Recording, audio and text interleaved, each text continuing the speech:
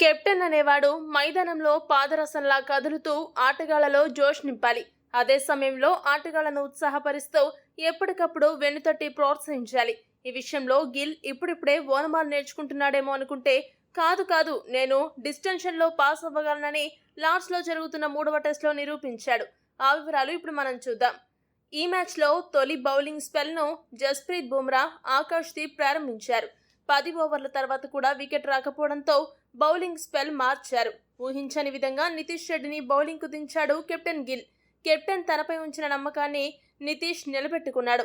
తాను వేసిన మొదటి ఓవర్ 3వ బంతికే డకెట్ను అవుట్ చేశాడు. నితీష్ వేసిన బంతి డకెట్ గ్లౌస్కు తగిలి పంత్ చేతికి చిక్కింది. దీంతో 23 పరుగులు చేసిన డకెట్ పెవిలియన్ బాట పట్టాడు. అదే ఓవర్లో ఆఖరి బంతికి నితీష్ రెడ్డి మరో మ్యాజిక్ చేశాడు. ఈసారి మరో ఓపెనర్ జాక్ క్రాలీని అవుట్ చేశాడు. 4 బంతుల వ్యవధిలోనే 2 ఓపెనర్లను అవుట్ చేశాడు. బంతిని లూప్ చేయడంతో క్రాలీ టెంప్ట్ అయ్యాడు. దీంతో బంతి గ్లోవ్ను తాకుతూ స్టంప్స్ వెనుక ఉన్న పంత్ చేతిలో పడింది. దీంతో క్రాలీ 18 పరుగులు చేసి అవుట్ అయ్యాడు. తొలి ఓవర్లోని వికెట్లు తీయడంతో టీమిండియా కెప్టెన్ సహా సహచర ఆటగాళ్లంతా నితీష్ రెడ్డిని మరింతగా ప్రోత్సహించారు.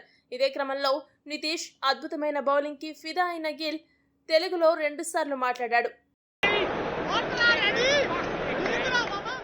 మొదటిసారి మాట్లాడుతూ వాటరా రెడ్డి, ఏమి బాల్రా మావా అని ఒకసారి అనగా,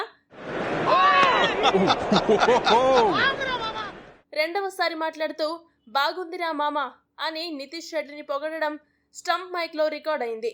ఈ వీడియోలు ఇప్పుడు సోషల్ మీడియాలో బాగా ట్రెండ్ అవుతున్నాయి. నితీష్ను ప్రోత్సహించేందుకు తెలుగులోనే మాట్లాడుతూ గిల్ ప్రోత్సహించడాన్ని అందరూ మెచ్చుకుంటున్నారు. నువ్వు సూపర్ కెప్టెన్ రా మావా అని తెలుగు అభిమానులు గిల్పై ప్రశంసలు కురిపిస్తున్నారు.